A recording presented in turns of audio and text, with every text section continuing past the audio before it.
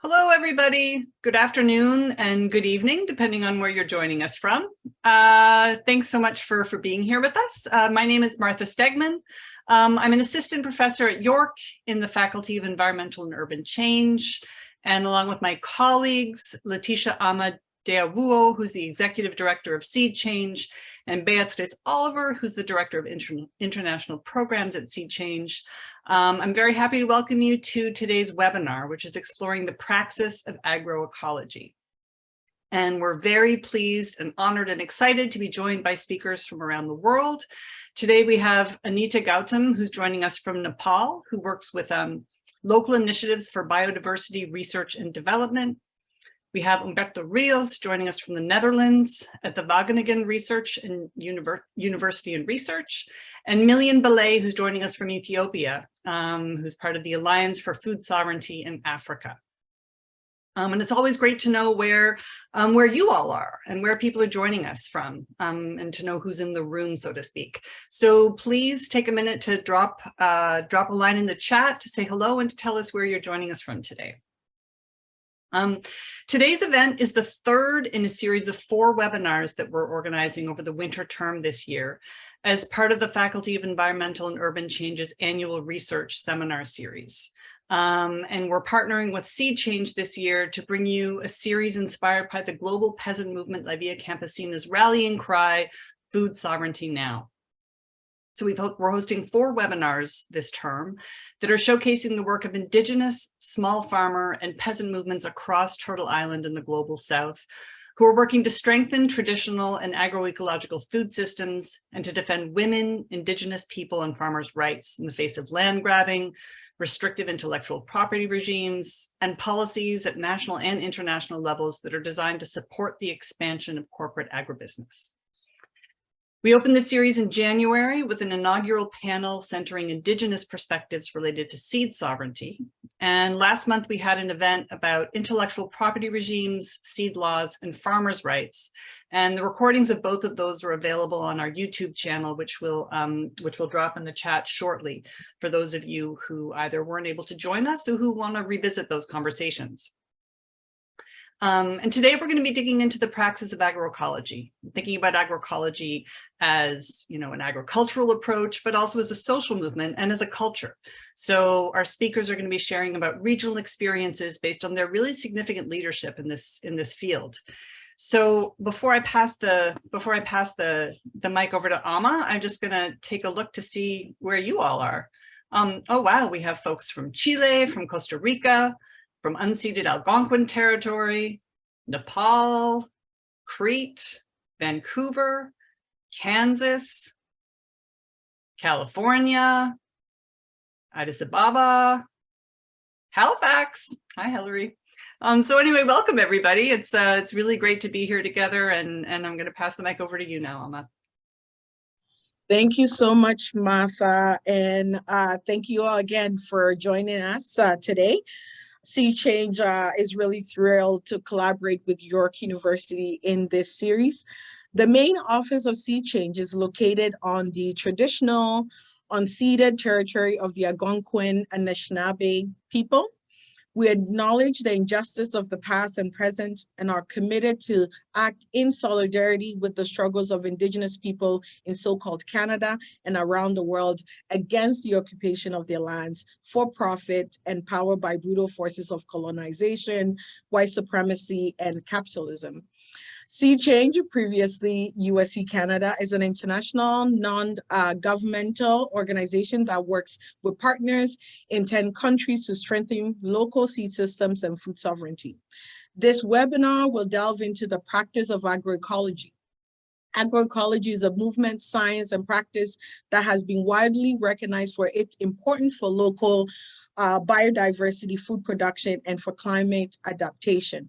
Agroecology is considered a crucial alternative to the industrial agriculture model by peasant movements around the world. The session will explore what agroecology looks like on the ground, its relations with food sovereignty and land struggles, what kind of movement training and mobilization is making it happen, and resistance with co-optation as it gains momentum. Anita Gautam from LibBird will speak on agroecology in Nepal, the practice and techniques they are promoting at the field level, women's role in agroecology, and opportunities and challenges in the context of Nepal. Humberto Rios will speak about his work in Cuba and Mexico and the importance of seed as an entry point for agroecology. He will share a brief video on how art and music can be part of the communication practice of agroecology. He will also share observations on the business side, in particular for NGO projects, how to sustain the work after project life. Milion Beley will also speak about movement building in Africa and beyond, and some of the key policy challenges that we're facing and how to spread the practice of agroecology. So I will let Bea do the introduction for the other folks. Thank you.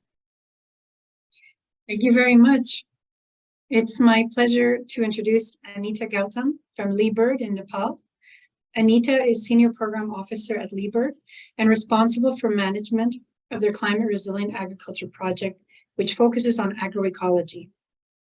LibBird is a nonprofit NGO established in 1995, committed to working with smallholder farmers in Nepal to improve livelihoods. Anita has a Master of Science in Climate Change and Sustainable Development from the Asian Institute of Technology in Thailand. Her work and interests focus on agroecological practices of soil nutrient and soil health management, which reduces the use of agrochemicals in the farming system. Since it is very late in Nepal, we'll hear first from Anita and have questions for her. Then we'll have our other two speakers and open the floor for discussion. We welcome you to put your questions in the chat also. Thank you, Anita, and over to you.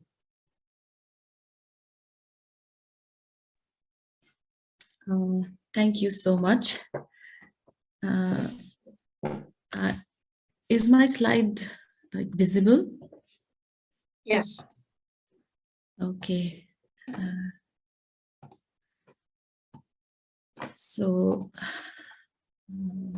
Okay.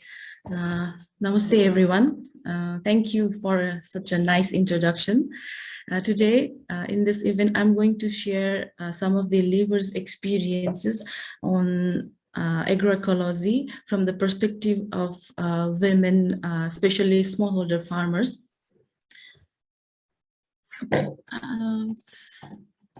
Sorry, okay. This is the first slide I want to talk briefly about LibBird. LibBird is a NGO which was established in 1995, and we have been working in different parts of Nepal through various projects. Recently, we are working with 16 different projects in different parts of Nepal. Our impact group is especially women, but we work with smallholder farmers, focusing on women and youth who depends on agriculture, biodiversity, and natural resources for their livelihoods. Agrobiodiversity conservation, local crop research development, and agroecology is one of the core programmatic areas of our organization. All of our projects are governed by the strategic program of the institution, and we have 4 different cross-cutting themes. So agroecology also addresses all these strategic programs and the cross-cutting themes. LibBird's experience in agroecology since its beginning, it was working in different components of agroecology, but recently we have come to realize that until and unless we have a clear understanding on the components, because agroecology differs from different like it's a science, it's a set of practices, and it's a movement, but we wanted to define what we will be doing to promote agroecology in the context of Nepal. So we came up with framework, and in our framework, resilient agroecology and livelihood is at the core, and we have 6 different key components which we are implementing in the fields. The first one is strong community institutions, the second being agriculture, biodiversity and local seed system, the third one is soil fertility and water resource management, fourth is disease and pest management, fifth one is traditional knowledge, social values, and food culture. And the final one is value addition and marketing. So I want to talk about the first component of agroecology. We came to realize that for any of the practices or intervention to be sustainable, we need to work in close coordination and partnership with community institutions. In terms of Nepal, we have different farmers group, farmers network, agriculture networks, but we choose to work with agriculture cooperative. And we, through various interventions and programs, we are encouraging women and youth to be the members of those cooperatives. And we are also supporting those cooperatives in terms of their capacity building through various trainings, orientations. Especially we focus on the formulation of policies and programs which are gender and sensitive, as well as look after the need of marginalized communities. And those community institutions are also providing financial credits for women farmers who want to start agroecology-based enterprises through various cash or cash credits from the institution. And the second key component is agriculture, biodiversity, and local seed system. So traditionally in Nepal, women are the keepers of seeds. They have knowledge on the management, the uses, and the conservations of those seeds and diverse species. So we are utilizing those experiences through various diversification of crops. We are promoting integrated home garden, which also support for the family nutrition. We are also promoting various neglected and underutilized crop species, which easily adapt to the local climatic conditions and are highly nutritious. We are organizing various mass awareness and sensitization programs like diversity fairs, local food fairs, seed exchange programs, and understanding the importance of conservation of local seeds. LIBER has been promoting for the establishment of community seed banks, and also promoting farmers-led crop breeding programs, participated plant breeding, participated crop improvement programs. And in Nepal, for any of the local or crop varieties to enter legal seed system or for mass commercial production, it has to be registered. So we are also supporting these community institutions for the registrations of local land races. And we are supporting for community-based seed production of these local crops. So here in this slide, I just wanted to show that till now, we have in partnership and collaborations with various governmental organizations and community seed banks, we have registered 19 varieties of 7 different crop species. And now I want to talk a bit about community seed bank. Community seed banks provide climate resilient local crop varieties and seeds, especially to the smallholder farmers, because women do not have access to quality seeds, and these community seed banks are situated in in the community, so the female farmers could easily access the quality seed from this community seed bank. Community seed bank are also conserving plant genetic resources, local plant genetic resources that has been rapidly in the verge of extinction. Along with this, community seed bank helps the local seed system to link with the formal seed systems by registering various crop varieties. Till now, there are 23 community seed banks which are functional, and they have been conserving 1,407 local varieties of 75 crop species. And these, not only they are conserving these seed in their community, but also have been providing these seeds to the National Gene Bank. And on an average, each community seed bank produces 15 to 20 tons of seeds annually. They do have good annual turnover, which is about 20 to 35 lakhs in Nepal. And it has also helped to generate local jobs. I just wanted to share about a case of Agroecology Community Seed Bank. This seed bank was established in 2010 and is led by Ms. Parvati Bhandari. They are altogether small 41 farmers group are the members of this community seed bank. You can see, like, out of 953 members, 680 are females. And this community seed bank is producing and selling 50 to 60 tons of seeds every year. They are also conserving different varieties of local crops. Also, they are promoting crops and disseminating the seeds of local crops for conservation through use. They are also established linkages with multiple stakeholders such as National Gene Bank, private seed companies, and local agrovets for to strengthen their seed business. This Agroecology Community Seed Bank is established as a resource center for scholars and learners who want to learn about various aspects of community seed bank. And additionally, this community seed bank is also advocating for farmers' right on different platforms and in different media. One of the major problems in Nepal for the promotion of local crops, especially millets, where the time and the effort which was used or required for the threshing of those crops. So we have introduced different thresher. On the left, it is a electric finger millet thresher, and on my right, you can see it's electric foxtail millet thresher and dehusker.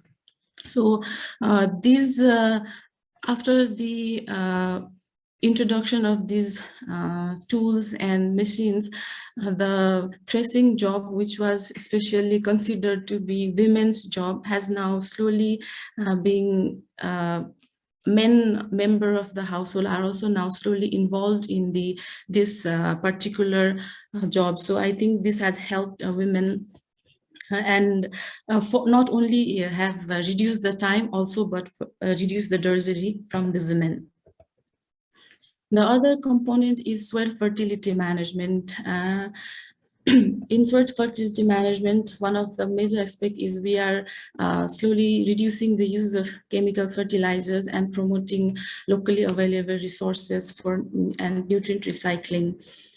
We are promoting, as in Nepal, most of the farmers have integrated livestock farming systems. So we are promoting goat seed, cattle seed to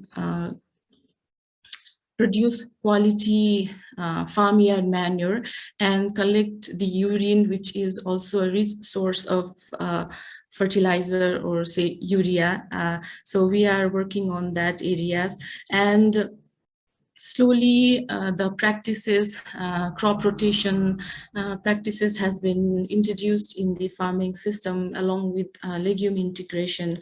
So here is just a small case about Durga Kumari Chaudhary from Nawalparasi. After cattle seed management, it has not only been easy for her to clean the seed, but also the urine collected, they have been using it in the crop, and it is one of the alternative source for chemical fertilizers in Nepalese farming system. And talking about water resource management, earlier fetching water these are typically done by women. So we are also promoting technologies such as grey water collection and soil cement tank, rainwater harvesting, drip irrigation, sprinkler irrigation, use of drought-tolerant varieties, cover crop, mulching. These technologies and practices also have saved a lot of women time, which they used to spend on collecting waters for irrigating their field. And the fourth component is disease and pest management. So different biological pesticides, homemade biological pesticides are also being promoted in by the projects or by LEBIRD in various communities. We are also encouraging the farmers to use traps, pheromone traps, and light traps, other traps as well. And the most important thing to be considered in disease and pest management is the management of the cropping system. So we are promoting and training the farmers in these areas. The fifth one is indigenous knowledge, social values, and food culture. As one of the core value, LEBIRD capitalizes local knowledge, innovations, and resources. So we have been documenting and scaling up the traditional knowledge, good traditional knowledges through various programs and events. Mostly the farmers know about cultural practices and disease pest management. They have traditional knowledge, indigenous knowledge. So we are documenting them and then promoting it in different other part of our community as well. We are developing local food recipes and then promoting those foods in through different like official, government canteens or school in day school, which is run by government. And the fourth one is value addition and marketing. So we realize that until and unless the production system is linked with the income, especially cash, most of the practices are not, the farmers are reluctant to use it. So what we have done is we have linked the farmers and for the promotion of agroecological product, so that farmer can gain a premium price through all these brandings, grading, and processing, so that these practices are followed by the farmers in the future as well. So what we do is in Nepal, most of the landholders, landholding is like small and fragmented. So we realize that we cannot work only with a single farmer. So in order to promote agroecology, we have been working in more larger landscape level, and we have developed and demonstrated it through transitioning conventional villages into agroecological village, model villages. So this is the steps which we are following in transitioning of the village. So this is just an example of a community, Moramchi community, how they have, how we are working with the cooperative, and all of the components of agroecology are integrated and have reached to each and every members of the household, and the products are now being sold to the Pokhara market. So this slide shows about how the income has been increasing since the implementation of agroecology in 2020 until 2022. And we are also working in for the contribution in mainstreaming of agroecology.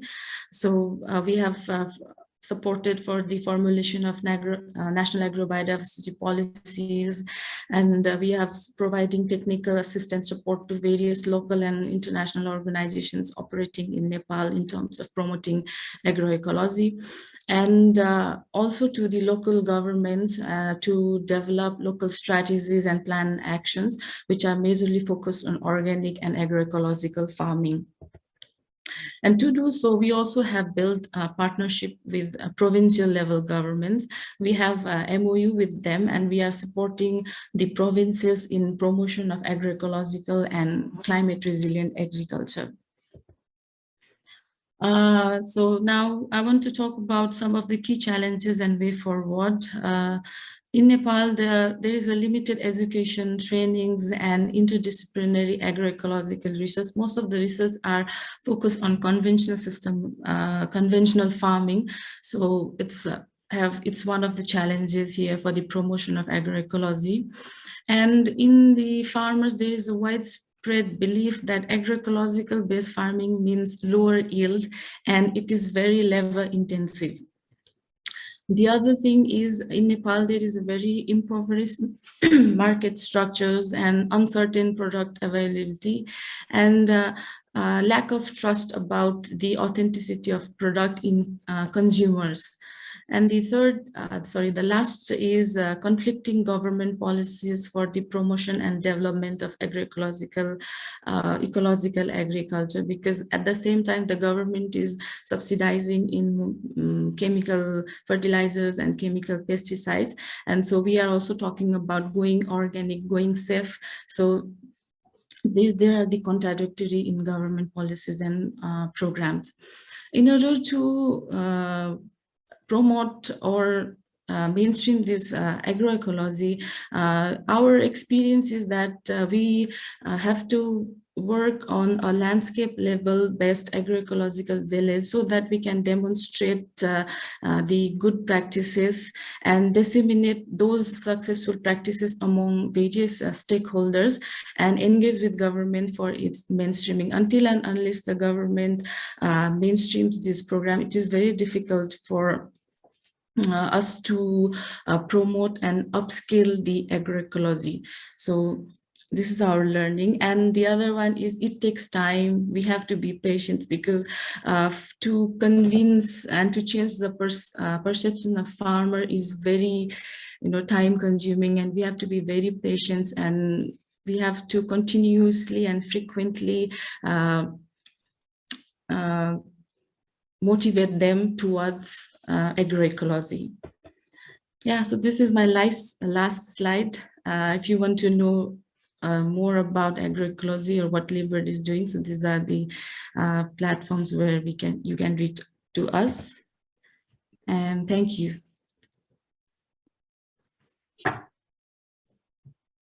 I was muted. Thank you so much for that, Anita, for that, really fantastic snapshot of the really important work that you're engaged with in Nepal.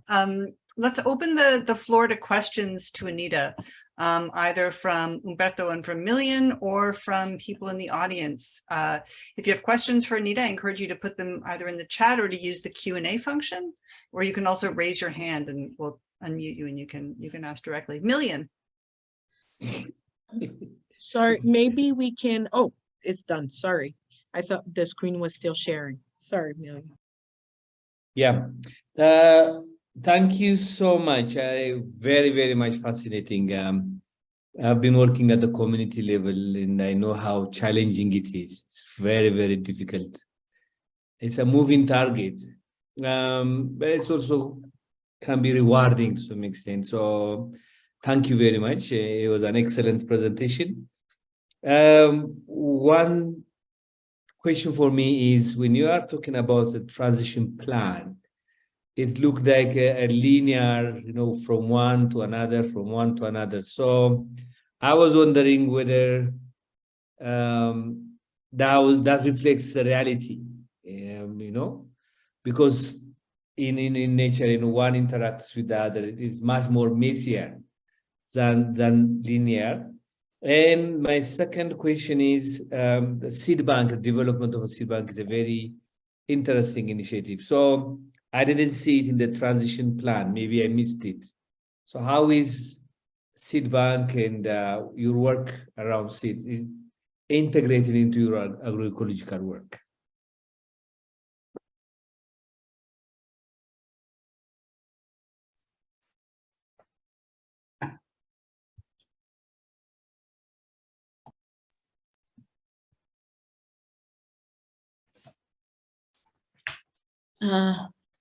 Thank you, Milion, for your questions.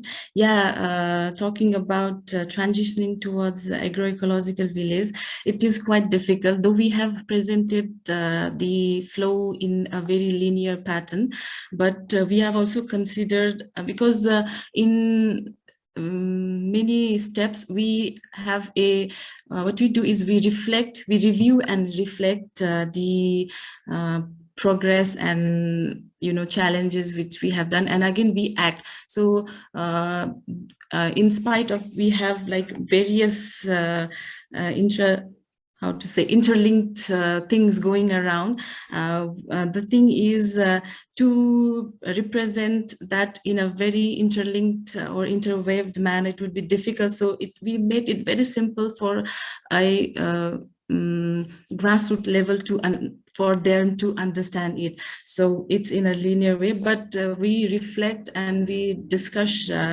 about it, and then again we change our course accordingly. And about the community seed bank, in the transition phase, we develop agroecological village development plan. And in agroecological village development plan, we consider all the 6 components of agroecology. And in one of the components of agroecology, which is about agriculture, agrobiodiversity and seed system, and we have place the community seed bank under that like big heading. So I think it was not visible in the transitioning framework. Thank you. Thank you, Anita. I'm gonna, wait a minute, why is it? So we have a question from it's you're logged in as Rhoda, so, but the audience member whose hand is up, if you unmute yourself, then you can ask your question to Anita.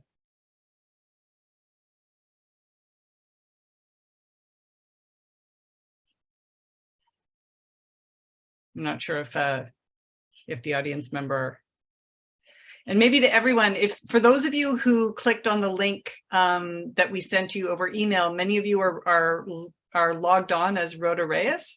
And so if you go to the upper right-hand corner of your window or next to your name, and you click on it, it gives you the option of renaming. And so if you want to actually rename yourselves as your names, then we would know who you are and where you're joining us from as well. So we have an audience member who has raised their hand, but I guess you're not able to unmute yourself to ask your question. So maybe we'll take one more question from someone else who's also logged on as Rhoda. So there's a second audience member who raised their hand, who, if you unmute yourself. Yeah. Oh, it's worked. Hello. Hello. Hello, it's Bob Garson.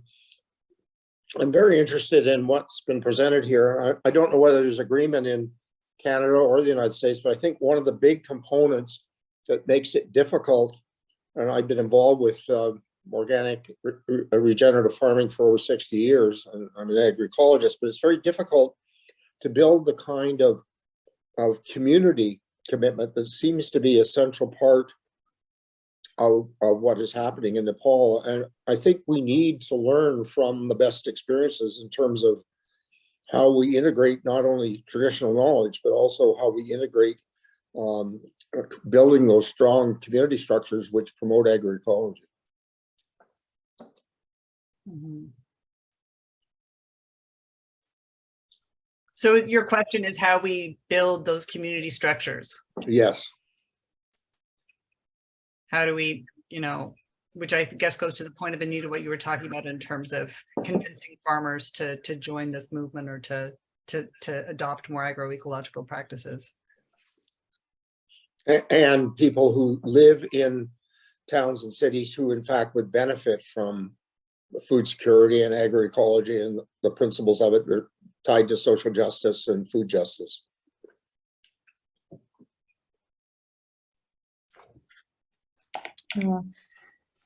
So about building a strong community institution, in Nepal,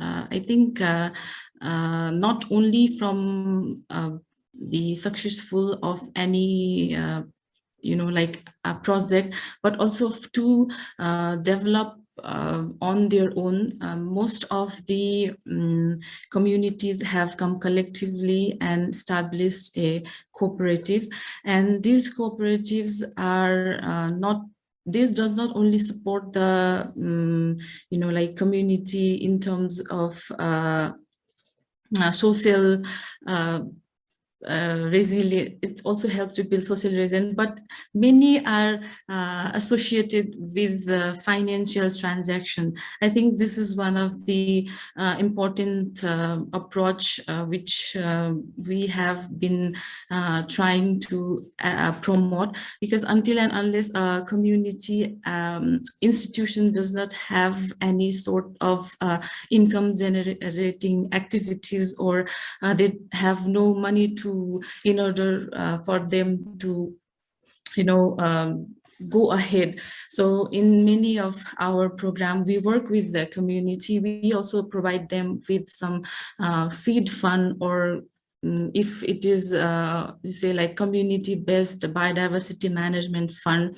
So with this fund, what they can do is they provide soft loans to the members of the community when needed, and the from the profit or the interest rate which they gain from this soft loan, they use it for strengthening their community institutions in terms of human resources or any other, to link themselves with any government authorities or other lines stakeholders which are also supporting in same approach. So I think we have worked in such approach for building a strong community institution. Wonderful. Thank you so much for that, Anita. I think we're gonna, Bea, did you want to say anything before we pass the mic to Humberto? Well, I did have a question, but maybe if it's not too long. Anita, you mentioned that overcoming the myth of productivity and labor issues with agroecology is something that's a challenge. I just am curious of how you do that. I hope that's not too long a question. It's a burning question for me. Thank you.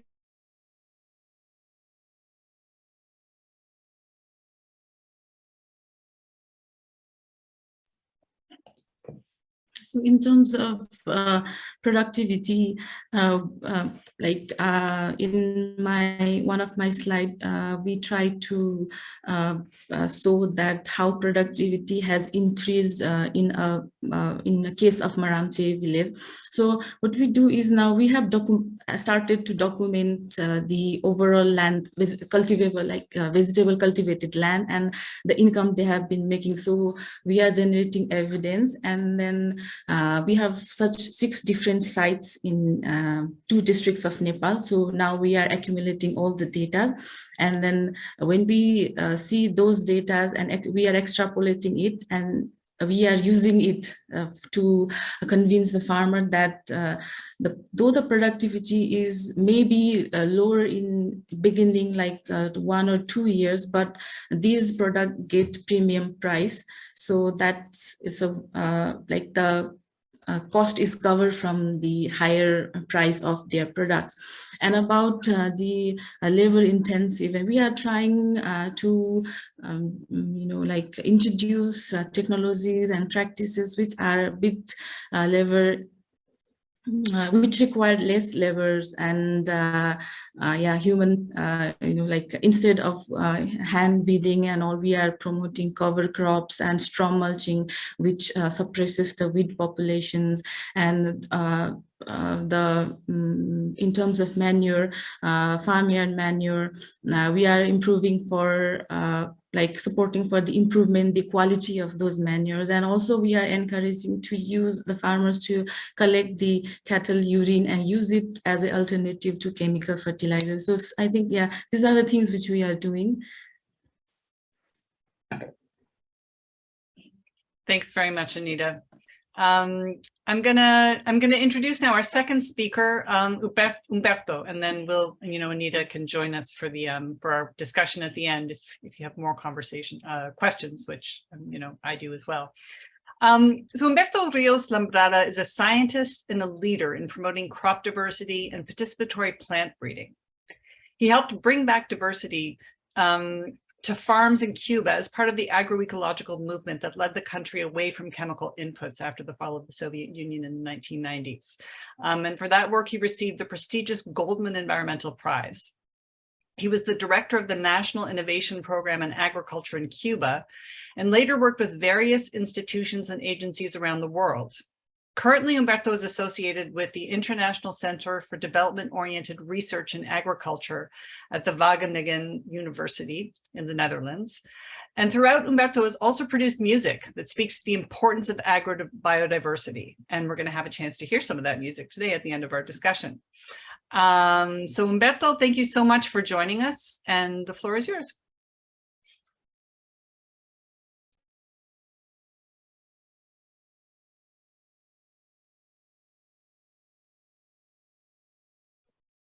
Okay, so hello. So thank you very much. Can you hear me? We can hear you, yes. Oh yeah, perfect. So let me see my presentation. Where is, oh my God.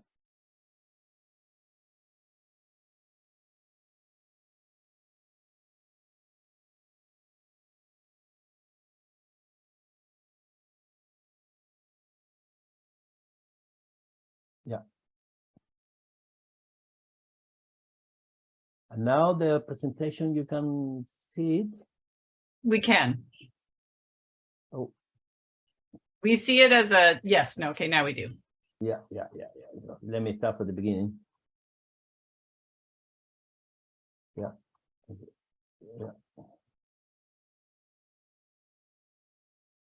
All right. Yes. Oh. Well, first of all, thank you very much for inviting me for share my experience, but I really want to share not only my experience. I want to share the experience of Miko. Miko is a friend of mine. So I will expose you to a journey with Miko. The chapter 1 is about the mavericks in Cuba. The chapter 2 of this journey is intervening in the global south. And the third, what the people from the north can learn from the experience from the south in the other way around.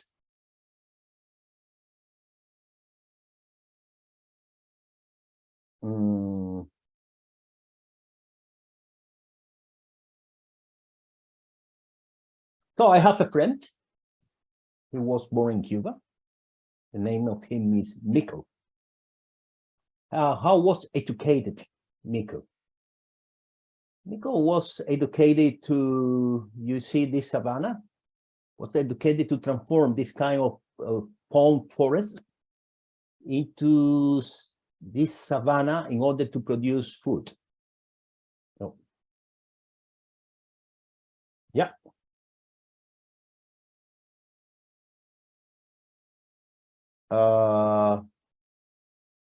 Miko was educated in a really interesting hierarchy of I would say of status. For instance, the researcher was the very intelligent person in the food systems. Everybody, so I remember my mother wanted to positioning me all the time on this position, and she spent, in my particular case, she spent all her salary in positioning me like on the top, you know. But Miko was educated in this way. So the extension worker, people working in NGO, a little bit less intelligent. And the farmer, the bruto, of course. So in principle, all the knowledge in the education system of Miko had to came from the top. But what about consumer? Nobody asked about consumer in the education system in which Miko was run. So what happened in 1989? The socialist country collapsed. So that's some figures about, for instance, before 1989, this is the amount of petroleum we've received from the former socialist country. In 1992, look at the reductions. Look at the amount of fertilizer and look at the reductions in less than 2 years. And look at the amount of chemical in general and look at the reductions. So Cuba in the 80s was the most important chemical applier country in all over Latin America. So what happened is a country which depended from chemical collapse the supply of chemical. What happened? So what happened? What is the price now of petrol in Canada? What is the price? Please, can you tell me what is the price of petrol in Canada? A lot. Yeah. How much is 1 liter or one liter of petrol, more or less, of gasoline? €1? 2 Canadian dollars? It's about $1.50. $1.50, Canadian dollar. Yes. That you can imagine that next week could be 60 or 70 Canadian dollar a liter. What's going on? It's something that happened in Cuba. It's really simple. Look at the picture. No food. So the Miko salary dropped from €2 to £2, €3 for Canadian dollars. And Miko had to play in the back to get some tips to cover the family and PhD. The interesting thing is, in the middle of the crisis, Miko discovered, even though all the big companies have been collapsed, the small farmers were really happy. How? It's possible that everybody in countryside, in the country is crying and suddenly the small farmers are happy. Why they are different from the rest? They discover, or Miko discovered, that all these people who are really marginalized by the Industrial Revolution in Cuba was now happy in the middle of the crisis because they were able to grow the seed that they were able to conserve and to apply some practices that, I mean, more agroecological oriented, because the government never support them, because there was more farmer, in so irregular part, hilly part, all this stuff, you know. So Miko said to his mother, Mommy, I have to learn from the farmer instead of from the scientist. And the mother of Miko was really, really hungry. He said, well, I'm spending all my life supporting you, but you get in the top and now you are learning from the farmer. He said, well, they are doing really interesting things. So according to that, what of this kind of learning process of Miko, what did Miko promote? 4 key points. The first one, the open source model. This is here, more than 50 different varieties of maize. And here, more than 60, 80 type variety of beans. So all the German plants, all the seed bank from the government, Miko made some deal with the government because they were losing of the seed because of the blackout. So Miko says, so I'm going to provide you some computer and give me all this diversity of seeds. And for the first time in the history of Cuba, Miko plant all the seeds and invite to the farmer, choose whatever you want to take back home. So, secondly, is the farmer who attend to this diversity seed fair to select the best seeds. Of course, they want to try this seed in their own plots, and they want to make their plots and to make their experiment to test what's going on the low input conditions. in Cuba was not allowed to talk about the market. And the farmer just make a really interesting invention about the wording. So they called a local innovation festival. Well, this guy is a farmer, and he is showing all the discovering that he made to this consumer. At the end, it was a point in which farmer and consumer meet each other to discuss how we can learn from each other, and mainly the consumer, how I can get this nice product that you are innovating. So farmers were really intelligent, and they bring musicians and to create this kind of enabling environment in order that the government had no clue that they are thinking about businesses. And knowing the experience of Miko, I was really close to him. For me, that was the most important point, is learning in the actions. Because so many people formed, I would say, conventional organizations, university, NGOs, they were able to join to Miko's project. The way the methods applied was learning in action, with the philosophy that the only way to learn how to change is changing the reality. It's by changing, no other way. So he was able to create, to promote the agrobiodiversity pollinator. What is that? It's like a bee.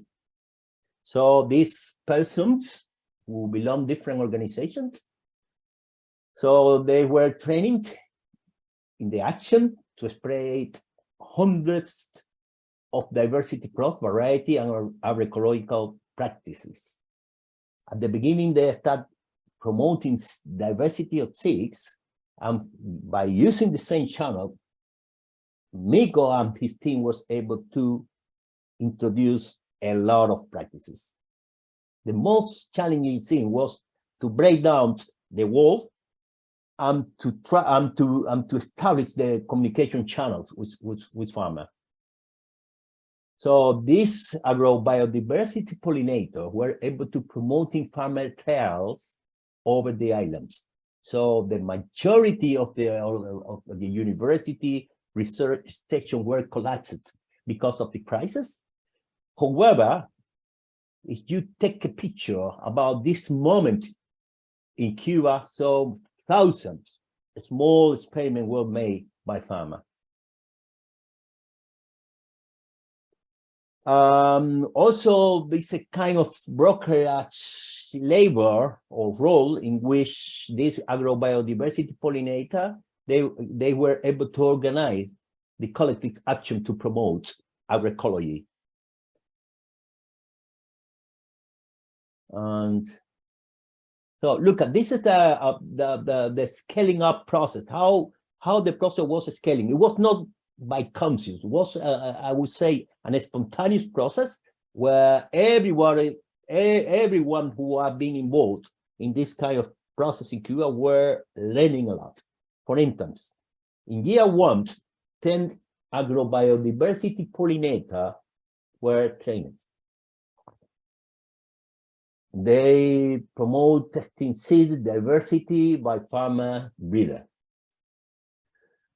So this farmer see customer, food processor, and consumer making decision what variety will be diffused by themselves.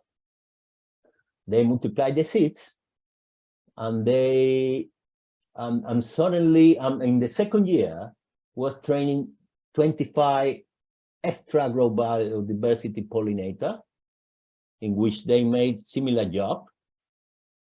Yeah.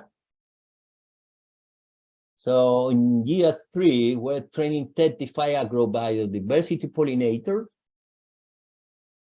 And yeah, they were able to promote testing, selecting, multiplying, diffusing seed diversity, and other agroecological practices. So in this way, in year 3, were able to get 1,000 farmers, processors, and consumers involved in the process. So sometimes we want to change some policy, but for the policymaker, it's really hard to change if you have not the critical mass of person doing that. So it was one of the ways that MICO used in order to make some influence in policymaking through creating a critical number of farmers, consumers, working in these directions and ask themselves for change.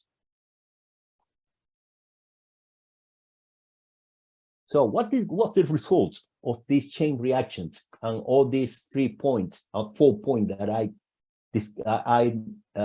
showed before? So for instance, this is a landscape of Cuban limestone, year 1 of the project, 25 farmers, 7 individuals from 3 organizations. That is the landscape 8 years later, in which more than 50,000 farmers and 12 organizations participating in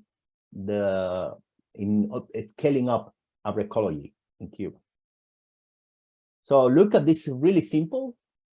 We don't need to make variance analysis in order to demonstrate that the conventional seeds are really poor in comparison with participatory organic breeding that the farmer made by themselves. This is the diversity at the beginning of the process. So year 1, normally the farmer had 3 varieties of tomato, and this is the amount after 8 years. This is a maize. This is from 4 to 52. This is bean from 5 to, oh, sorry.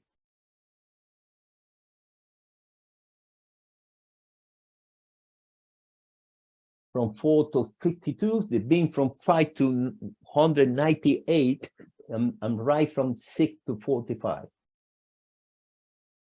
Of course, it's a lot of farmers involved in the process. The journalists are really curious, and they discover what they made, and they start to publish in the newspapers. And of course, if you are growing more food with less input, so the profits rise up. And the interesting thing was the discussion in the academy, because about the innovations. But Miko decided to learn from the artist.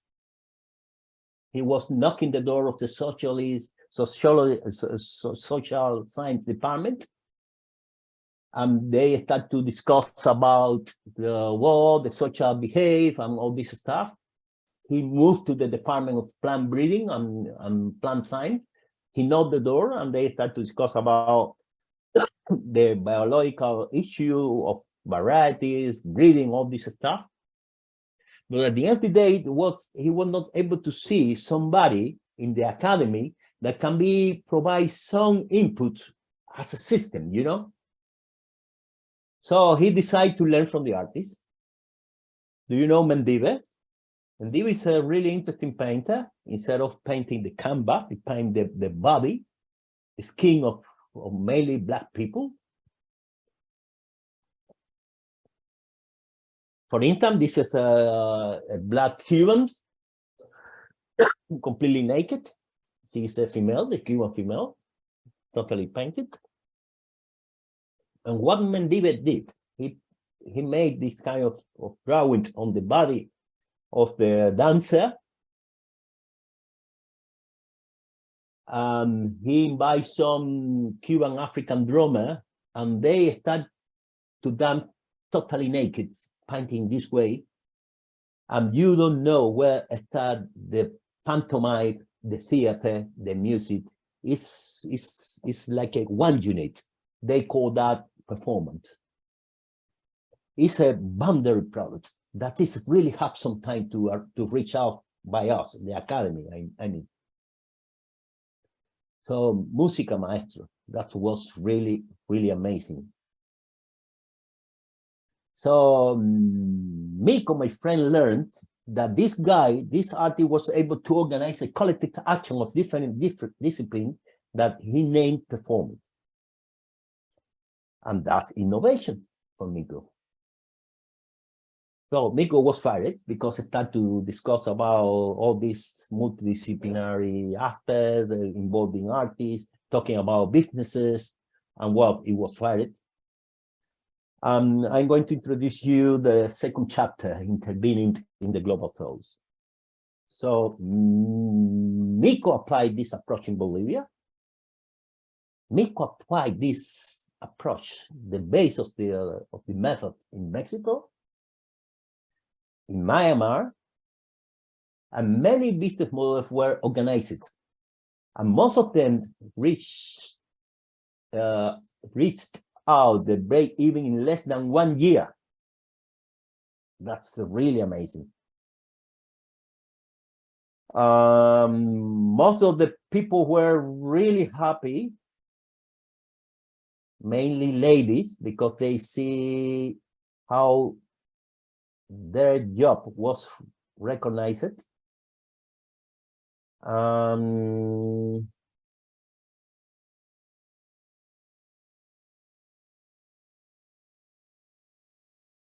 However,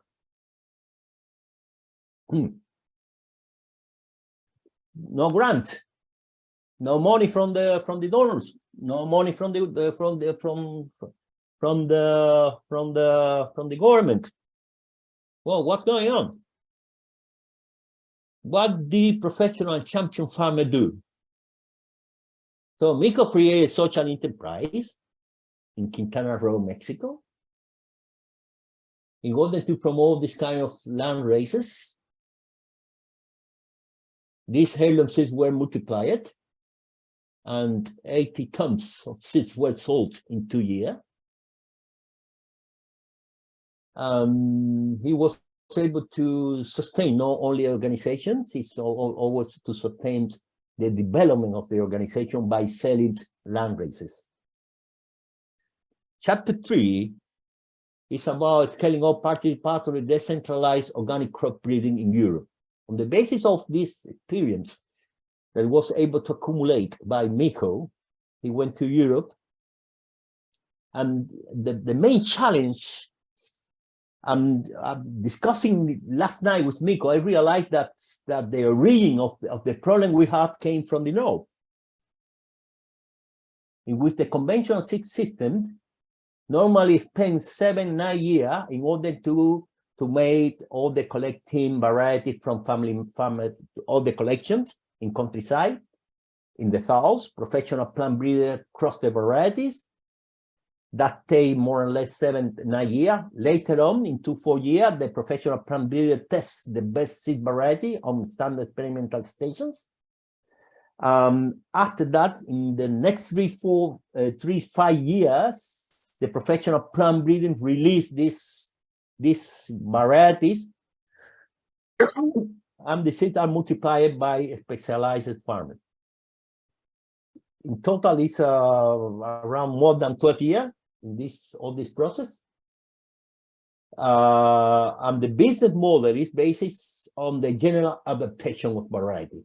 If you have one variety that is able to adapt all over Europe, you will be rich. However, what Miko proposed is a participatory organic breeding, the chain reactions, in which in less than 5 years, the farmer can adopt the population that can be adapted to organic farming conditions.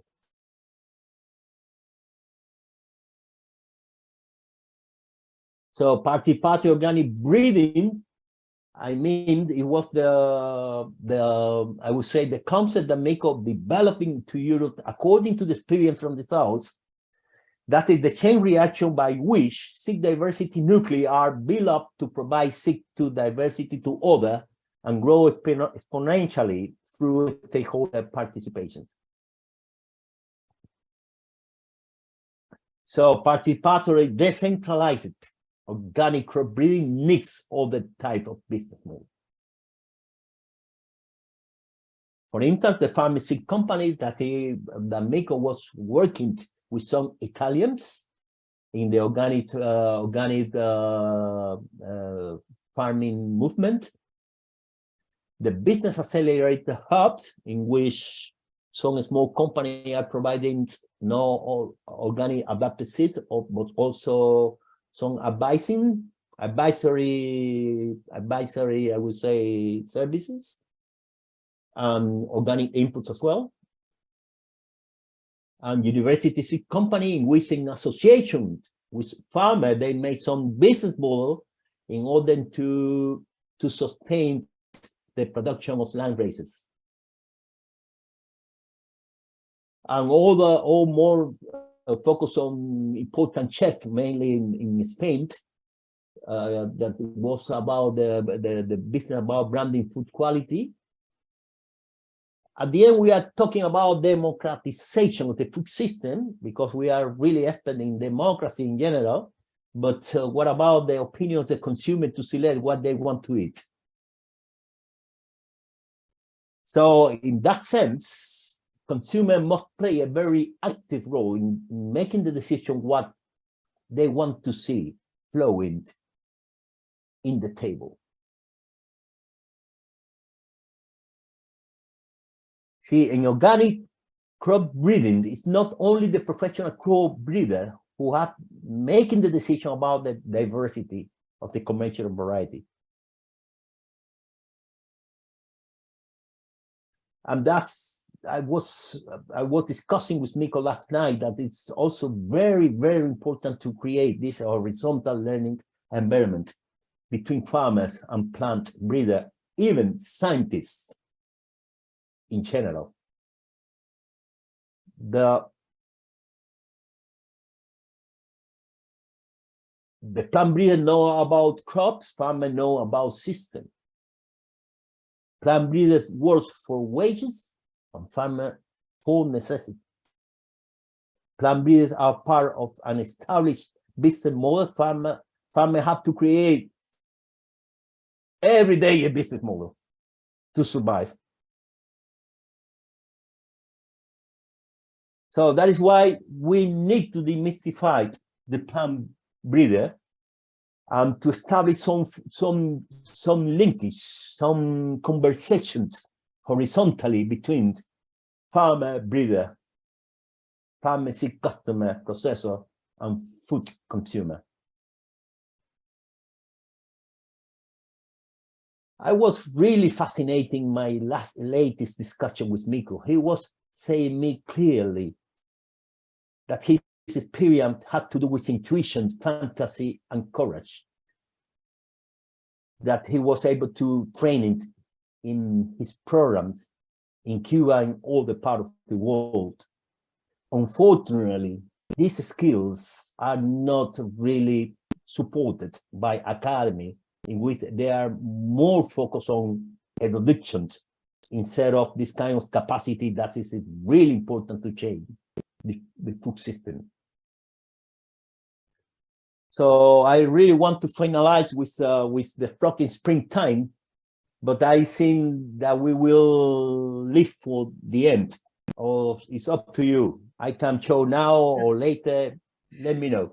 We will, thank you so much, Humberto. Very, very informative session. We will leave the video for later.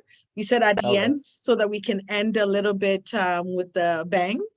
I would like to also introduce our third speaker, Milion Beley. Milion is an award-winning expert and advocate for forest conservation, indigenous livelihoods, food, and seed sovereignty. He funded MELCA, M-E-L-C-A, Ethiopia, an indigenous NGO working on agroecology, intergenerational learning, conservation of forests, and improving the livelihood of local communities and indigenous peoples.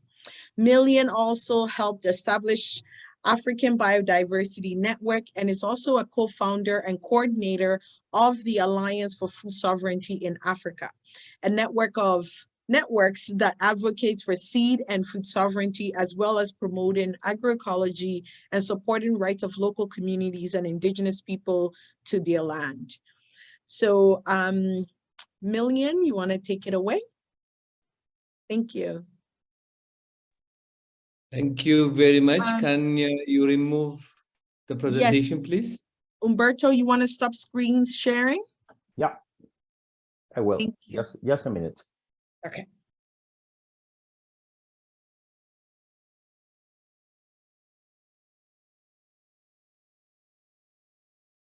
So I would say thank you so much for inviting me.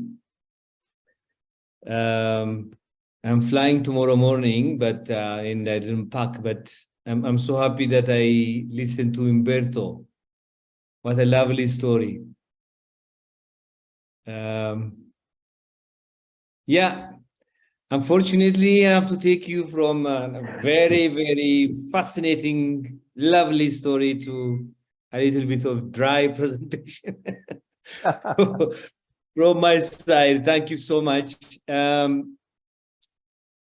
So what I'm going to do is I'm going to talk about Africa's understanding. Africa, I think it's difficult, or my understanding of what food sovereignty is and why we are calling ourselves the Alliance for Food Sovereignty in Africa instead of the Alliance for Food Security in Africa. So I have a number of slides and I beg your patience. So the Alliance is the biggest civil society movement in Africa. It's a broad-based movement. We have members, our members are working in 50 of the 55 African countries. It's the largest group in Africa with over 200 million constituencies. And we use food sovereignty as a guiding concept. I will explain a little bit later why we do that. And the reason that we have started AFSA in about 2008 is to create a single and loud voice on issues that matter to Africa or Africans. Because we were participating in a number of international meetings, and I am invited by somebody, my colleagues are invited by somebody. There was no coordination among ourselves. So we decided to do to analyze our own problem, define our agenda, and organize Africans around a single agenda. Doesn't mean that there is no difference, but there is. But after that, we project a unified agenda. Oh. This is a theory of change for us. At the center of it, you can see that there's agroecology. We work for transitioning to agroecology. We do that through collecting evidence, through research and publication, based on the data that we generate and the information that we generate. We do advocacy. We do also movement. Movement building is very critical for us. And we do also raise the awareness of citizens.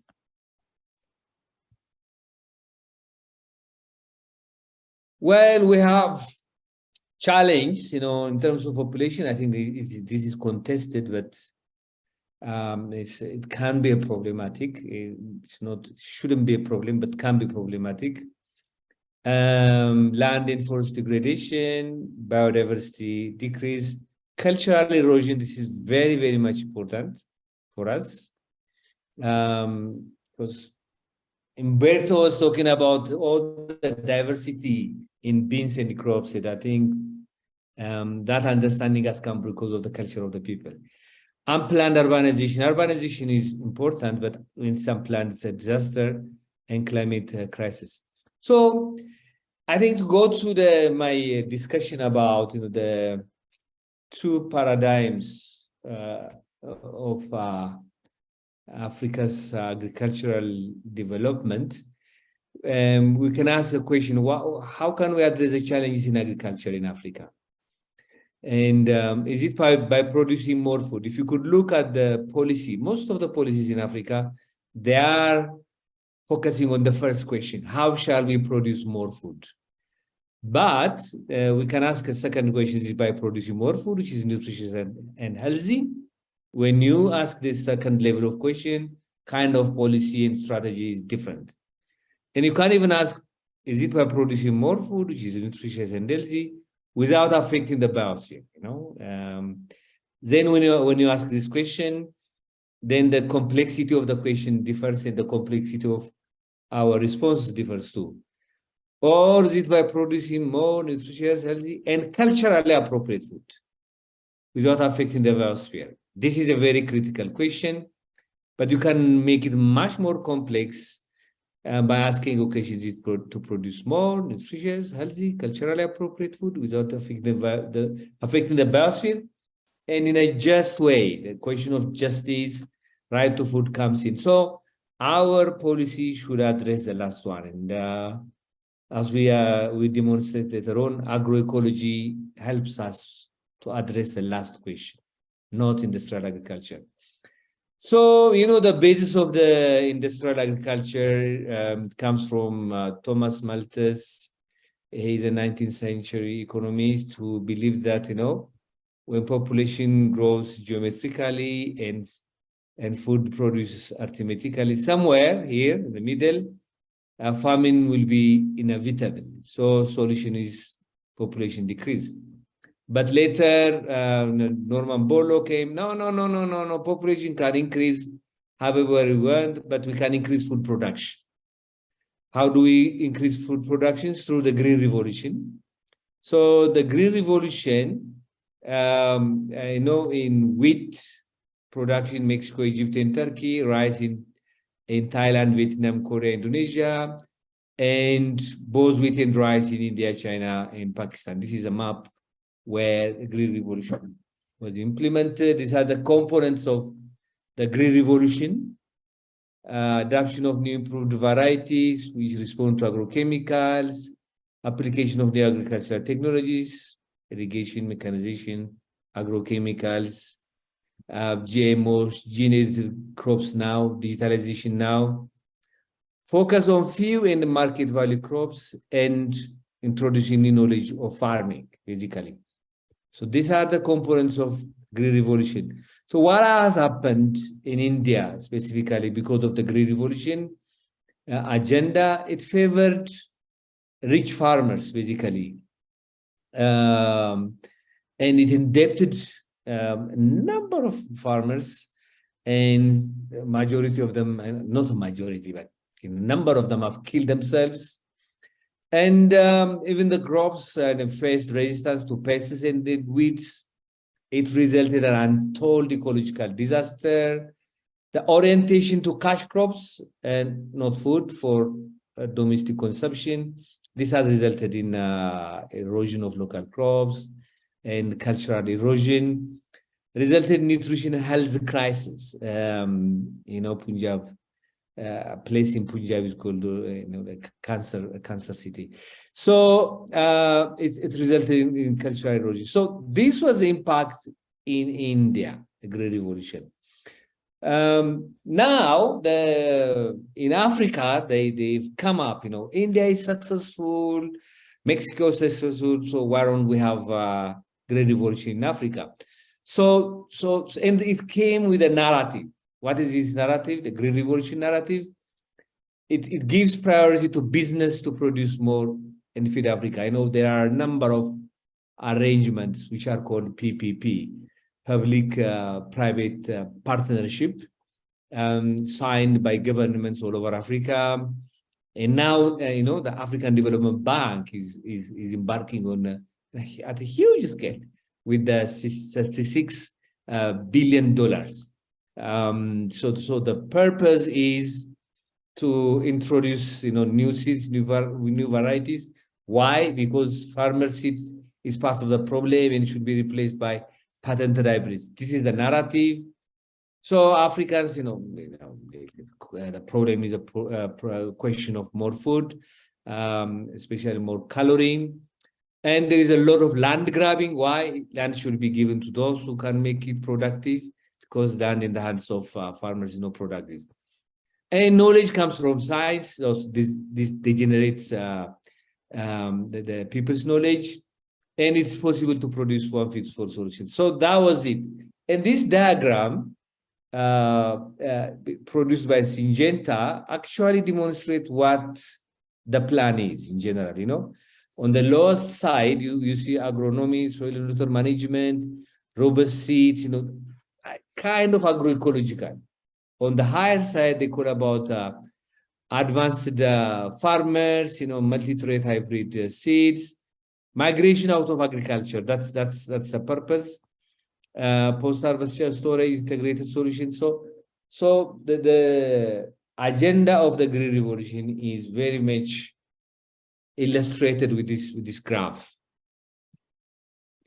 In 2006, mainly the Bill and Melinda Gates Foundation and Rockefeller Foundation and a number of other institutions started ICRA, the Alliance for Green Revolution in Africa, with $1 billion funding. The majority of the funding came from the Gates Foundation.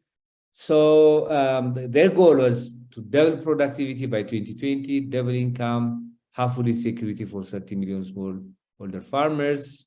And the African governments fronted about 1 billion. And these were the countries who were involved. So the Green Revolution agenda was actually tried in Africa. And there was a research done about 2020 by a number of African institutions and a researcher from the US IATP called Tim. And they found that actually after 13, 14 years, AGRA or the Green Revolution agenda has failed in Africa. There is no evidence of this 100% increase in productivity.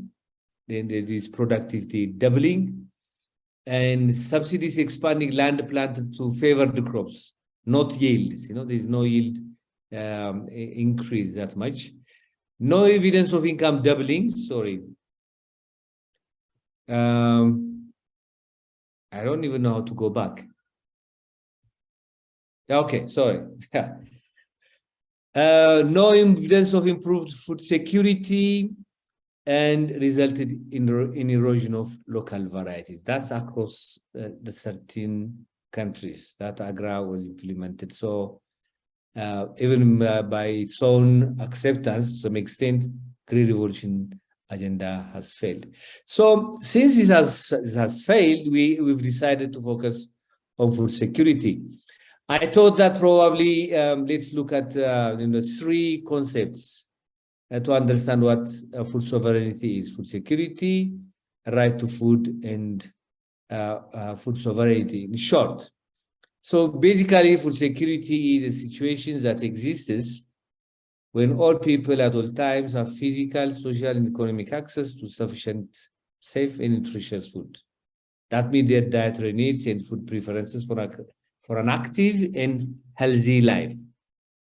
So it's basically about access. And but how food is secured is not clear. How is it secured? Does not recognize the exploitation of food producers and distributors. Not clear how country feeds itself. You know, it can come from anywhere. It's not clear whether the food should be culturally appropriate or not. Not even clear about sustainability issues. Right to food starts by saying that food is a basic human right. Recognize that all people should be free from hunger, insecurity, and malnutrition. But right to food should, people should be secure. How one way is employment, if they cannot be employed by social transfers or support. And if there is land available, they should be supported to produce food. So food, right to food is a very, very critical agenda in agroecology, by the way. Whereas food sovereignty is policy, food sovereignty says that policy should be for people, not for profit. And the center of the food production is the people and not the market. And people have right to healthy, culturally appropriate food produced without harming the environment, answering the question that we were asking in the evening. And all the 6 principles of food sovereignty. But in your website, I saw there are 7. Food is for people, producers and distributors are valued, food system is localized, food is democratically controlled, and knowledge of the people is recognized and nourished, and food is produced sustainably and agroecologically. So this is, we have to understand the nuances among these 3 concepts. So in short, why AFSA is working on food sovereignty is also, we are historicizing the problem of food security in Africa. If you look at this diagram, all developing countries, food productivity, production, healthy food, whatever, is increasing. The whole world, the black is increasing.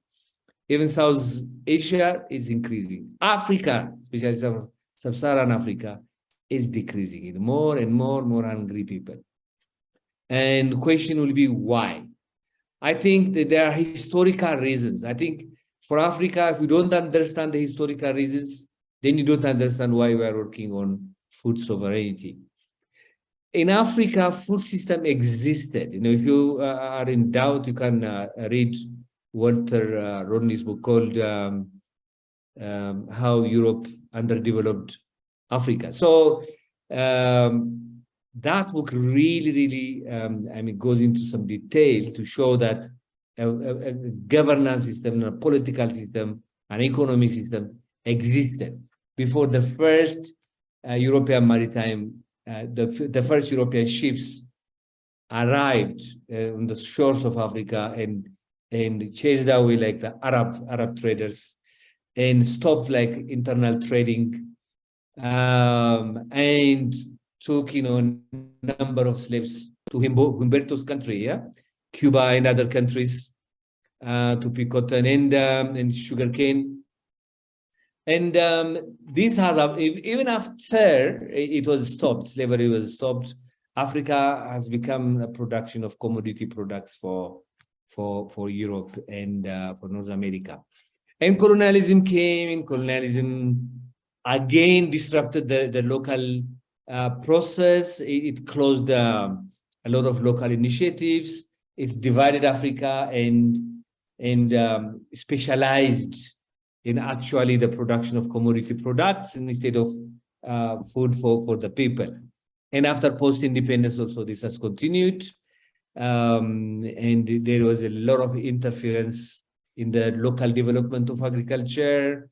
And there is a debt burden still. The IMF, structural adjustment, that has killed the continent. So no wonder that Africa is low in food sovereignty, and there is a lot of starving.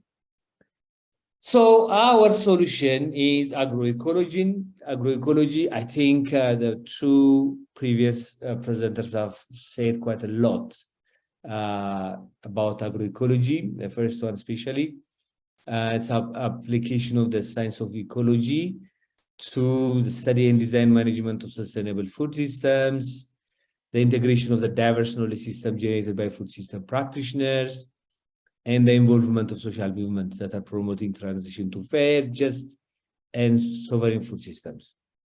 So it's understood as science, practice, and social movement. It talks about diversifying farms and farming landscapes, replacing chemical inputs with ecologically based materials, practices and processes, optimizing biodiversity, and stimulating interactions between different species as part of holistic strategies to build long-term fertility, healthy agroecosystems, and just livelihoods. I think agroecology is becoming the norm. A number of universities are teaching agroecology now. More and more governments are endorsing it, even in Africa. Scientific institutions are increasingly engaged with it. Donor communities increasingly funding agroecology now. Philanthropy is also funding agroecology. UN bodies, including FAO, FAWF, are engaged with it.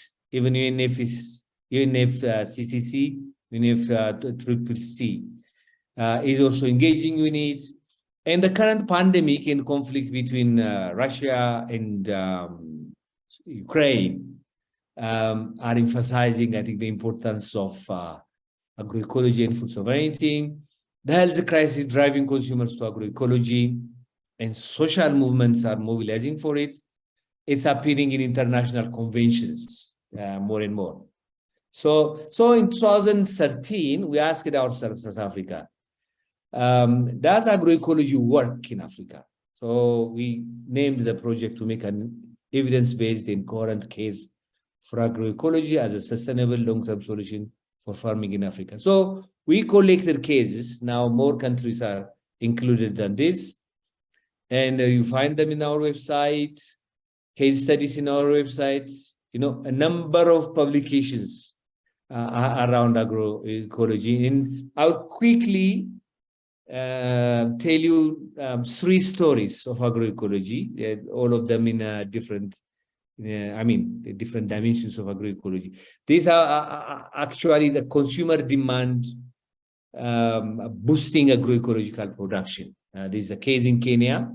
African Leafy Vegetables Enterprise boosts livelihood of rural communities in Kenya. What happened was there is an increased demand for leafy vegetables, mainly coming from the continued talk traditional practitioners in television and wherever. So people started to ask for leafy vegetables in supermarkets, and because of that, supermarkets encouraged farmers to produce leafy vegetables. And to an extent where the school has started, a school in one of the counties in Kenya has started to procure agroecological products. And this way, agroecology, led by consumer demand, has increased in Kenya. This is a very, very beautiful story in Zambia.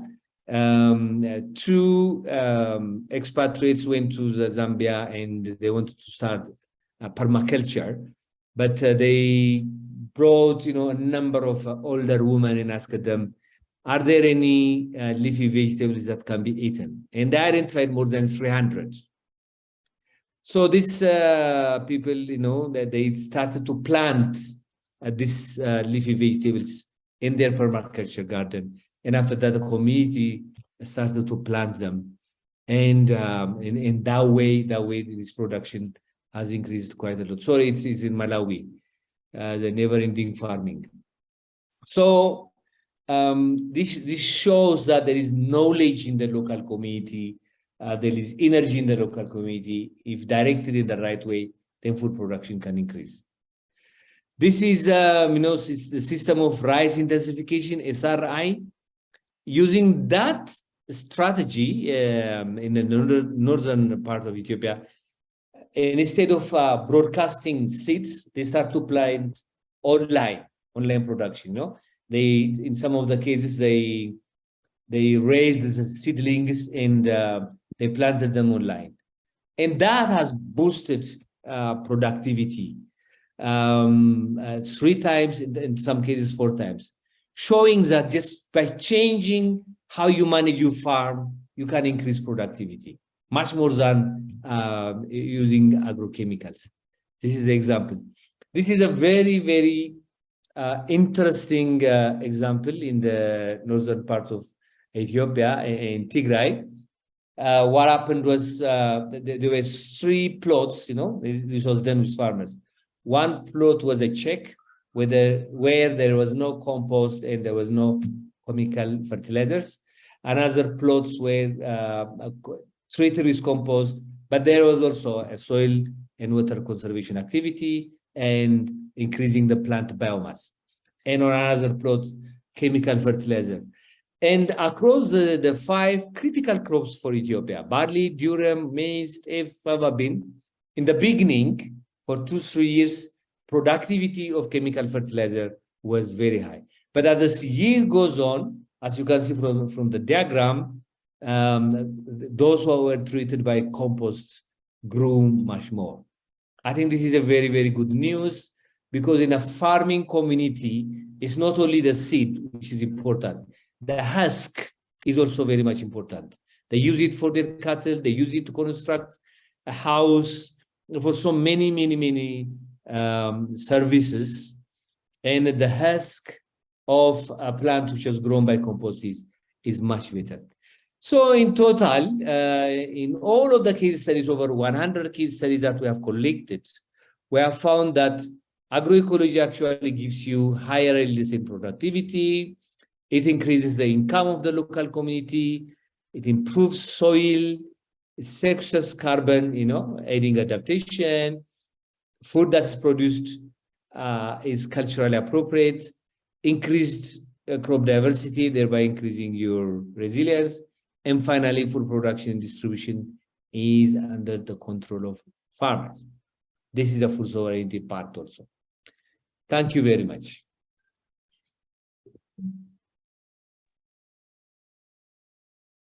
Thank you very much, Milion, for this presentation. So rich and really important work that AFSA is doing. That's I hope we can share the link as well in the chat, because such exciting, those case studies. And we have some time now for questions. And there is a question in the Q&A that I think, because you covered it in a few slides, the person is asking, can anyone summarize seed sovereignty and agroecology in a few sentences? Many people want to understand but are confused. So I'm sure you come across some cases where people are like, well, what is it? What is it? And can you give it to me in a brief way? What do you say to that person and excite them by it as well? Thank you. Okay, let me try. Because these sovereignty issues, people define it in their own way. They can correct it with culture and identity and so many things. But when you are sovereign in your seed, what it actually means that you are not dependent on any outside actor for your food. That's the most important thing. When you are food sovereign, it doesn't mean that you are not collaborating with conventional breeders and enhance the product of the seed. It doesn't, some people say that agroecology does not ignore science. One leg of agroecology is science.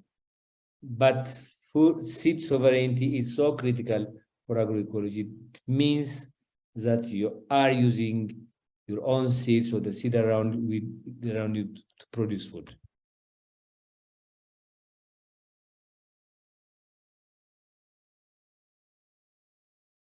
Thank you very much.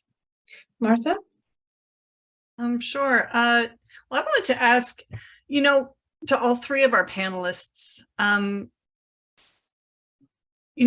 we've seen fertilizer prices double and even triple in the last few years. And I'm wondering how that's affecting the context of your work, where, governments are having problems maintaining their fertilizer subsidy programs. Farmers are facing, dramatic increased costs in terms of, accessing chemical inputs. So is this, are you seeing increased, interest on the part of governments to be, supporting agroecology? Are you seeing that it's easier to convince farmers to give this a try? How is it impacting the context of your work? Well, I have a particular, I would say, opinion about that, because the politicians are really focused in in keeping the power at any cost. I experienced that in Cuba and other countries as well. So at the end of the day, it's an investment they are in order to control the farmer populations. If they are investing in fertilizer, they keep in peace a little bit the situation. So that's the political issue. Even when when the economic situation is really hard, they try all the time that the farmer have to be dependent from them. When you are promoting agroecology, you are promoting freedom. You are promoting that the people can make the food by themselves. Yeah. You are promoting more democratic thinking. So all the top-down government really feel afraid about agroecology, and they really want to invest in conventional farming.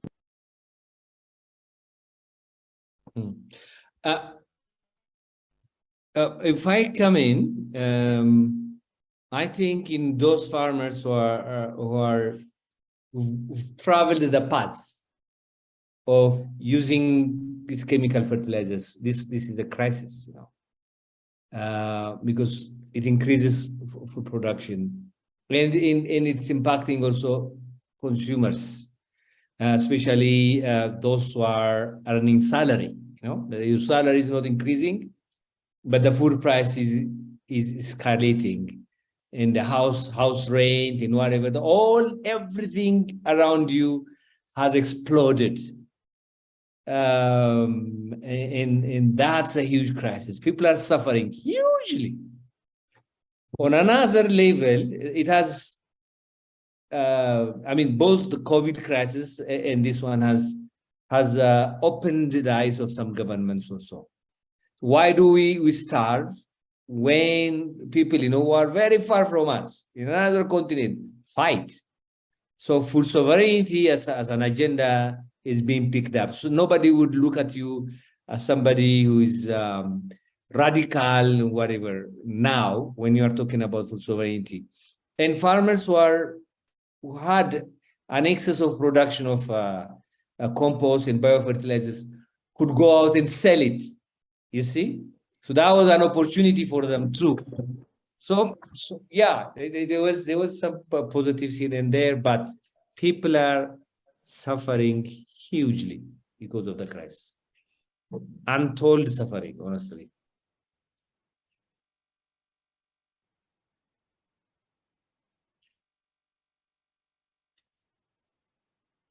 Thank you for that, both of you. We have an audience. I'm going to invite people in the audience, if you have questions or comments for Humberto and for Milion, you can either raise your hand with the raised hand function and we'll unmute you, or you can put them in the Q&A. And so we have someone who's signed in as Rhoda, who I invite you to ask your question. I don't know whether that's me or not. That's you. Just for everyone, you do have the capacity if you click on to the right. I'm on an iPad. Rename yourself. Okay, all good. Yeah. Okay. Well, I just want to thank both speakers. I had an opportunity of working with farmers in Cuba in 1977 on. I have very close farmer friends there, Aldo Ramirez and Peva Ferraro, who are in the Gautam area and have always run small farms, and they have a cooperative. And I'd really like to be able to connect with what you're doing, Humberto, and possibly spend more time there. I haven't been able to go since COVID, and the same with in Kenya. I was in Kenya from 1972, and I had a chance to experience what was happening to the land and what's happening to farmers. And what both of you described is so essential for all of us to understand, and it shows what can be done when people are empowered. So I would ask you to think about how we might engage with you to learn. I certainly appreciated being able to learn and share my knowledge with farmers in those countries.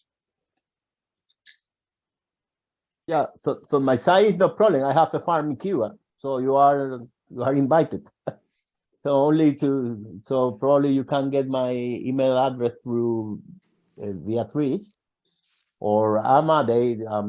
Martha, the organizer, can provide my email address, and we can make something. Why not? Thank you very much. We'll also try and drop ABCEP's link, or Milion, I don't know if you have any other information too in the chat for folks to just follow up on the work that you're doing and learn a little bit more. I think that would be really cool. Mm-hmm. I mean, I will type our link, Thank you so much. Do folks have any other questions? Do you want to unmute yourself or write in the chat, and then we'll try our best to pick it up. Can you comment on how women are being involved as full partners in agroecology? Well, for me, it was a big discovery. I was really quite machista. And my team member opened my eyes. And believe me, I was able to following them, the female of my team, I was able to demonstrate that the big jump we did in Cuba was because of ladies. The agroecology is the paradise for ladies, because it's the way that they can be, I would say, a key part in transforming the food system. So even when we start doing participatory seed selections, we divide the group in ladies and gentlemen, and the criteria of selecting seed was totally different. So from that side, I say, so maybe we need to focus with the cooperation of the lady team member, some special program for enhance the power of ladies in Cuba, and later in Mexico, we did the same and other countries. That agroecology for me is a paradise for promoting the equity. So much, Milion. Yeah, I think I agree wholly with Humberto. He's right. Agroecology is very critical for farmers, for women farmers. I think in our context, as you know, somebody was asking me about food sovereignty, I mean, seed sovereignty. I think women are central towards seed sovereignty in African context. Is very, very much important. They keep our seeds. And also, because of so many social issues, a number of women in some countries up to 70%, some countries equal percent of women are involved in agriculture.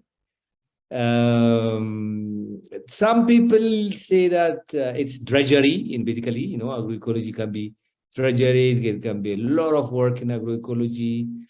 As compared to using glyphosate to remove all the weeds, and using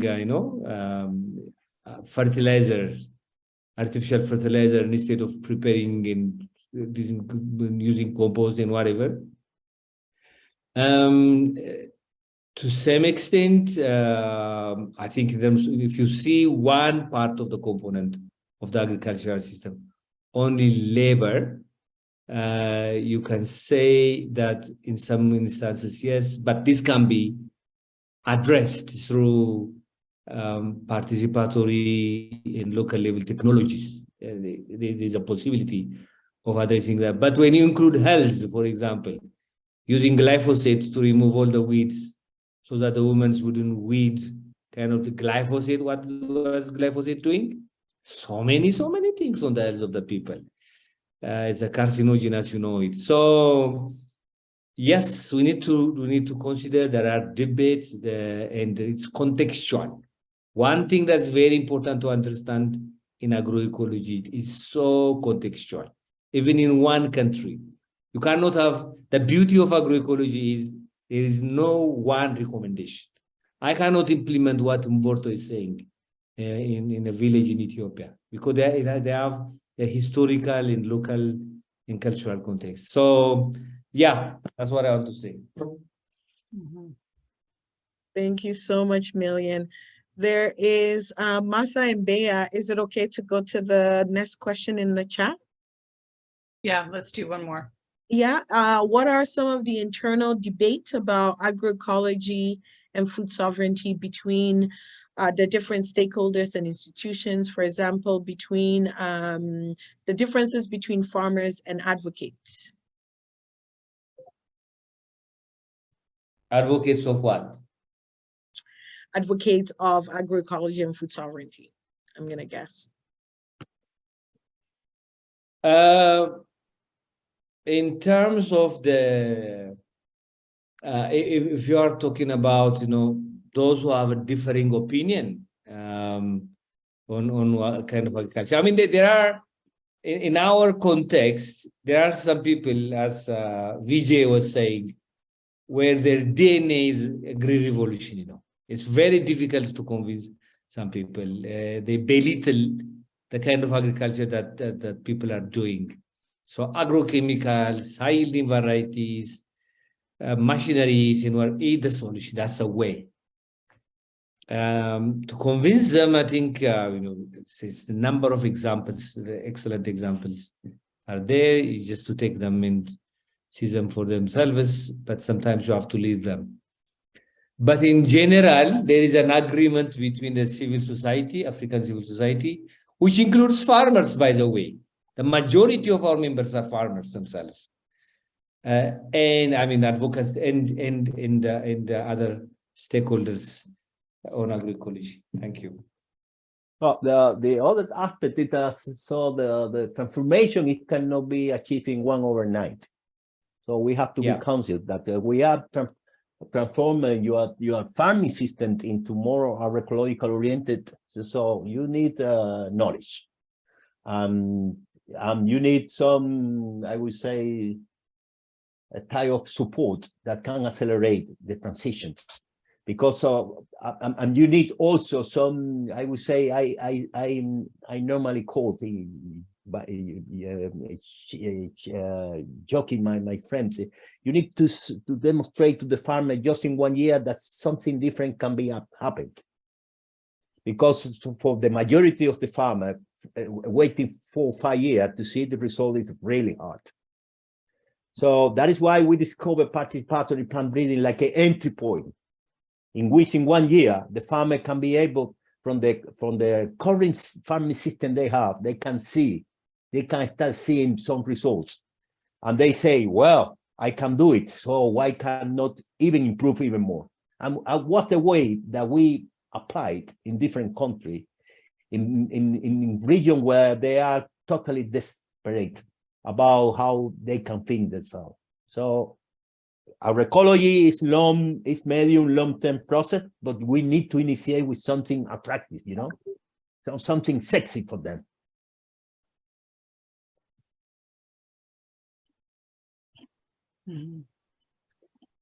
We have a question from Sierra Versillo. So let's, Sierra, do you want to unmute yourself so you can ask your question? Sure.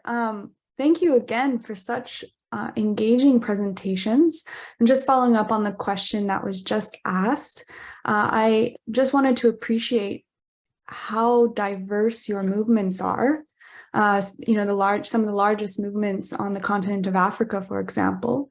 And so one would assume that there is some internal debates and dialogue and discussion about these broad terms of what is agroecology and what is food sovereignty. So for example, in some of the places where I work, there's a lot of debate around whether things like certain agrochemicals or certain seeds should be included in part of the movement or not, because agroecology can be inclusive of different types of techniques and others think it shouldn't be included. And so I was just wondering if you've had sort of these kinds of discussions around the kinds of technologies that can or cannot be included, or the types of donors and funders and what that might entail. Thanks again.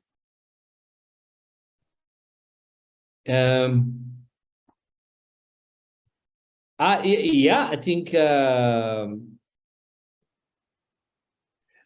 is a name for agriculture with a certain amount of chemical. They call it climate smart agriculture.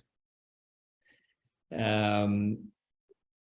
in most of the cases where people are talking about agroecology among ourselves, I think the usage of chemicals is hugely discouraged. When I say that, no agroecology, I think that there can be some, but in general, nobody is going to farmers and advising them, stop using agrochemicals. That's a disaster, because this is a slower process. It's a slower process. You can't stop using the usage of agrochemicals in a day. The land has to be treated slowly. Maybe around this, somebody says, no, they have to stop it today. And somebody says, yeah, when you explain to people, they do actually understand. In terms of the funders, yeah, they divide us. It's very difficult, for cash-strapped civil society organizations to say no when somebody dangles money.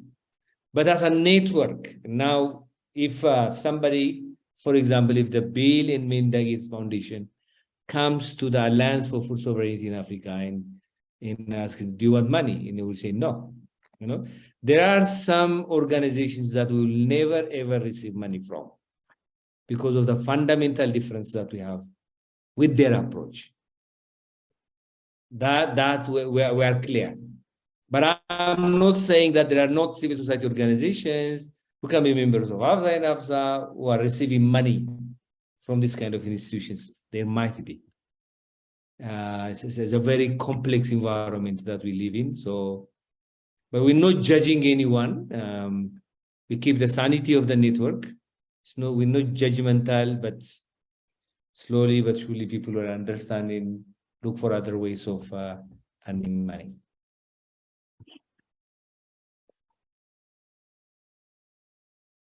Thank you so much. Humberto, do you want to add anything? Well, I think that that's a process. So you cannot see things in white and black. So I'm seeing also the necessity is the model of any inventions. In the way that the people are more necessity, that can be, I would say, our opportunity to empower these people with all the things. So the people change by necessity, not change by ideology itself. So we can talk advocacy, many things, but if the people don't fit the necessity, no. So at the beginning, so the farmer, of course, they will be using chemicals, but then in the way that they start to discovering that they can grow even better quality of food, even more yield by using their own knowledge or the knowledge of the neighbor or the knowledge of some project that brings some fresh idea to the community. That happened. So we estimate more or less that to transform a conventional system into more organic system, I would say around 1-2 hectares, small farmer, I would say, is around 7-8 years. More or less. So it can be different depending on the context. So I think that's the challenge that we have the developer, the innovation broker in agroecology, in how we can accelerate a bit that, and how we can engage farmer, and mainly lady farmer, to promote the transformations. So in Cuba, we're suffering almost 5 years of almost starvation. And the people need to learn how to produce without chemical. But the was 5-6 years really terrible.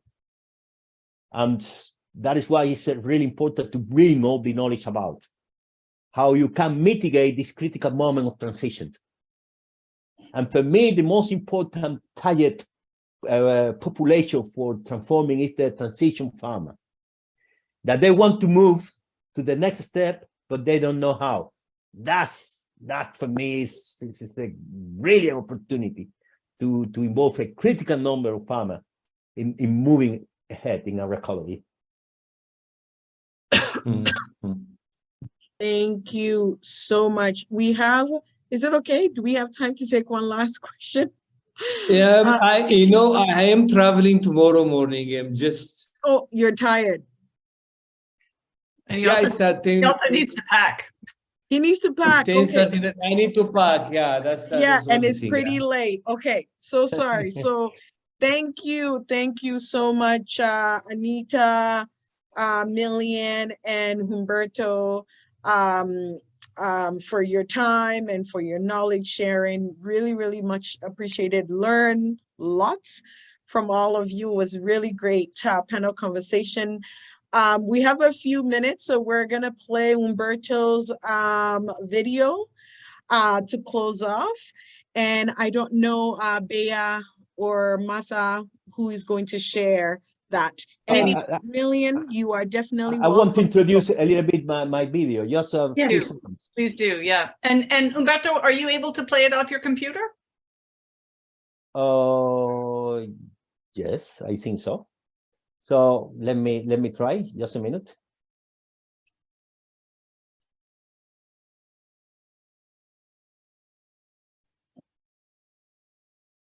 No, just a minute. Oh, I don't know.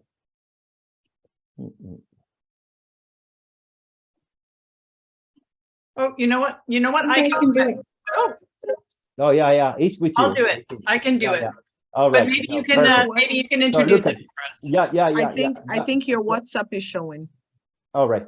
So I think the origin of this kind of this approach involving art into agroecology, into my works, is that so normally the scientists, in order to communicate their experience, they write paper. So when you ask to the farm to a scientist, who are your client, for whom you are working for, this is a really hard question for many people, for many scientists.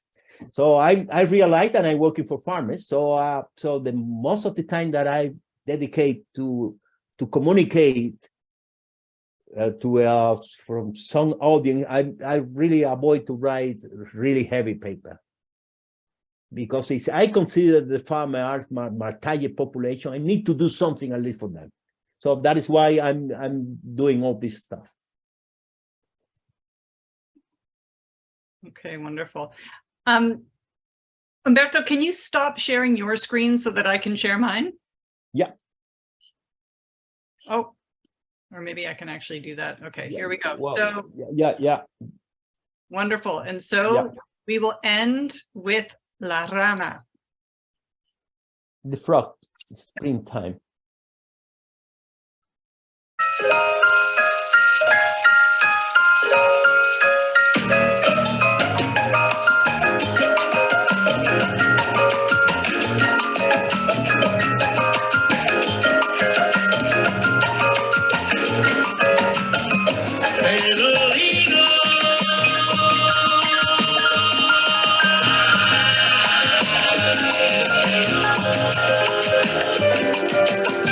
Salta feliz ya la rana, salta feliz sin parar, salta por una ventana, salta por felicidad. Felicito, mamacita, mamacita,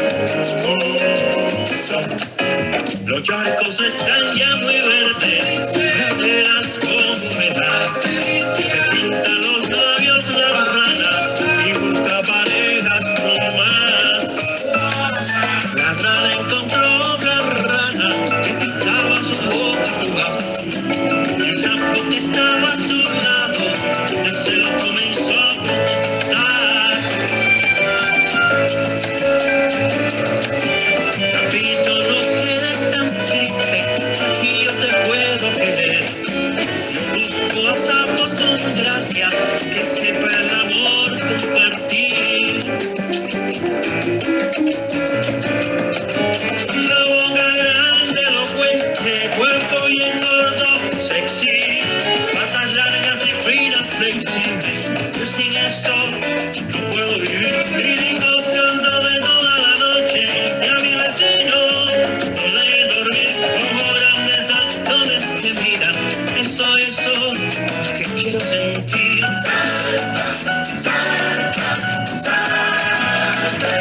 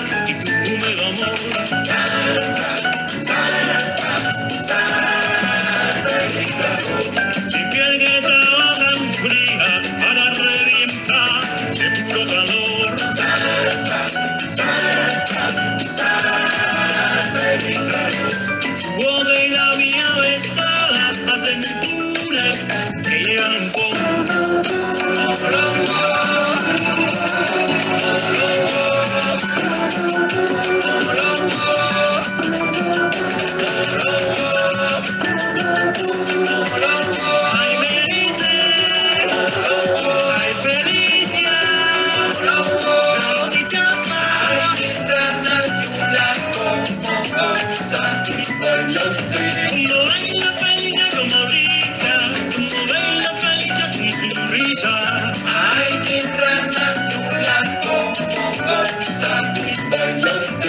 sapo ni rana no existen. Mira qué bueno bailar. Que yo quiero gozar. Lo, la, que no voy a parar. No me digas más nada. La, no voy a parar. Déjame bailar. Le digo el sapo a la anciana a las orillas del río. Muchacha, no seas tan mala, lámame que tengo frío.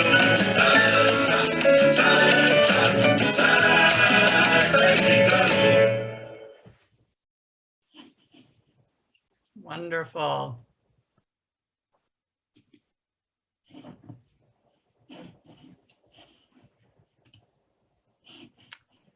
So thank you, Humberto, for sharing that. Helen Hansel was able to win wait a minute. any Sorry. competition she took part in. Stop. She was known as the And with that, we'll close out our event. Thank you so much, Humberto. Thank you so much, Milion. Thank you to all of you for spending this time with us. And we hope to see some of you at our seminar on feminist agroecologies in a couple of weeks. Wow. Great. Thank you. Ciao. Ciao.